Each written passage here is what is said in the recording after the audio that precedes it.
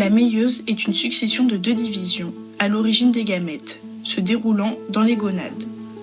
Elle est précédée d'une réplication de l'ADN. Ainsi, toute cellule entrant en méiose est diploïde.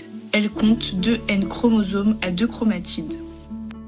Donc tout d'abord la première étape, qui est la prophase 1. Les chromosomes s'individualisent par condensation de l'ADN. Les chromosomes homologues s'apparient. Lors de l'appariement, des chiasmas peuvent se produire et conduire à des échanges de fragments de chromatides. C'est le brassage intrachromosomique. Ici, sur la paire rose, ce sont les allèles petit b et grand B qui changent de chromatide.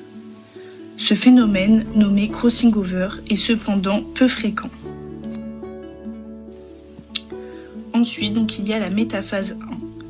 Les chromosomes homologues de chaque paire se placent de part et d'autre du plan équatorial de la cellule.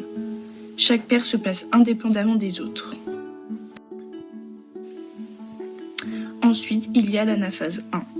Les chromosomes de chaque paire se séparent et migrent à chaque pôle de la cellule, tirés par les fibres du fuseau de division. On obtient à chaque pôle un lot haploïde de chromosomes. Puis la télophase 1. C'est la division cytoplasmique. On obtient 2 cellules à N chromosomes à 2 chromatides. Ensuite, il y a la prophase 2. Elle est très courte car les chromosomes sont à peine décondensés. Métaphase 2. Les chromosomes s'alignent sur le plan équatorial au niveau de leur centromère. Anaphase 2.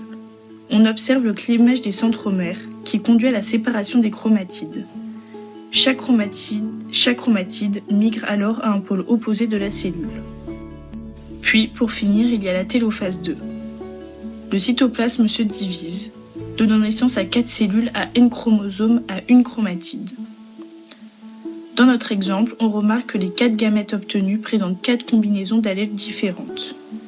Cela est dû au brassage intrachromosomique qui a eu lieu en prophase 1, à partir de 2 gènes liés, présents sous 2 formes alléliques différentes sur la paire rose. On a obtenu 2 fois 2 puissance 2, soit 4 types de gamètes, dont 2 de type parental, grand A, grand B et petit a, petit b, et 2 de type recombinés, grand A, petit b et petit a, grand B. Ainsi, ce brassage est-il responsable de la diversité des gamètes issus de la méiose ?